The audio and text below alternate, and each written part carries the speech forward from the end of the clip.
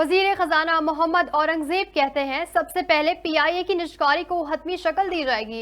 हुकूमत का काम पॉलिसी बनाना है, इदारों का बिजनेस चलाना नहीं है। इदारों को चलाने के लिए निजी शोबे को आगे आना होगा। नफाज और इतलाक हमारा एक ही एजेंडा है। इरादे पुख्ता होंगे तो सब कुछ हो सकता है।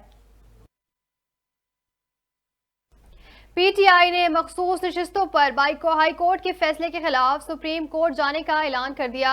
चेयरमैन पीटीआई बैरिस्टर गौहर ने कहा, बानी पीटीआई से मुलाकात हुई, सेनेट इंतखाबात पर बात हुई, सेनेट इंतखाबात के लिए उम्मीदवार फाइनल कर लिए गए हैं। मखसूस नशिस्तों पर हाई कोर्ट फैसले के खिलाफ सुप्रीम कोर्ट जाएंगे। उम्मीद है सुप्रीम कोर्ट हमारे हक में फैसला करेगी। शुमाली वजीरिस्तान के इलाके मीर अली में दहशतगर्दों के खुदकुश हमले, बारूद से भरी गाड़ी चेक पोस्ट से टकरा दी। लेफ्टिनेंट कर्नल और कैप्टन समेत 7 फौजी जवान शहीद हो गए। आईएसपीआर का कहना है सिक्योरिटी एहलकारों ने दहशतगर्दों की दरअंदाजी की कोशिश नाकाम बनाई। जवाबी कार्रवाई में 6 दहशतगर्द जहन्नुम वासिल कर दिए गए।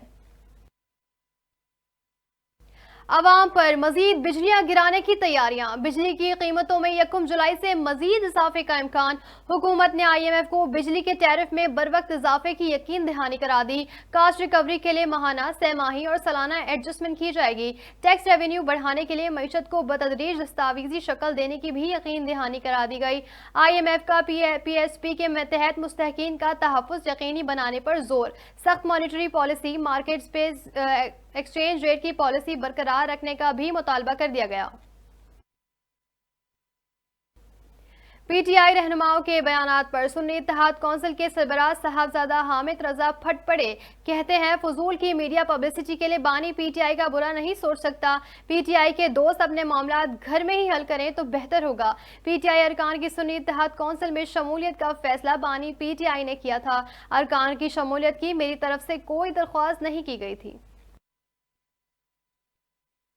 और मौलाना फजलुर रहमान ने चाहा तो पूरा खैबर पख्तूनख्वा विफाक के खिलाफ होगा। मौजूदा हुकूमत को हटाने में खैबर पख्तूनख्वा का किरदार अहम होगा।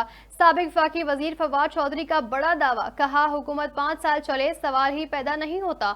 मौजूदा हुकूमत तो मई तक भी नहीं चल सकती। मौलाना फजलुर रहमान ने लॉन्ग मार्च का फैसला किया तो हुकूमत चली जाएगी।